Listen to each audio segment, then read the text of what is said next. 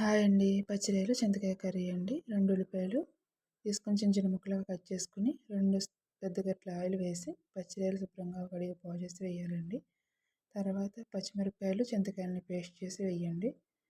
తర్వాత ఉప్పు, పసుపు, 2 స్పూన్ల కారం వేసి అన్నీ కలిపి పెట్టాలండి. ఏది ఫ్రై అవ్వక్కర్లేదు ముందు ఆయిల్ కూడా వేసి అన్నీ కలిపి పెట్టేసి, ఒక గ్లాస్ వాటర్ పోసి దగ్గరగా అయ్యే వరకు ఉడికించండి. ఈసారి కర్రీ ఇలా ట్రై చేయండి, చాలా బాగుంటుంది. చింతకాయలు, పచ్చిరొయ్యల కర్రీ. మా ఛానల్ లైక్ చేయండి, సబ్స్క్రైబ్ చేయండి.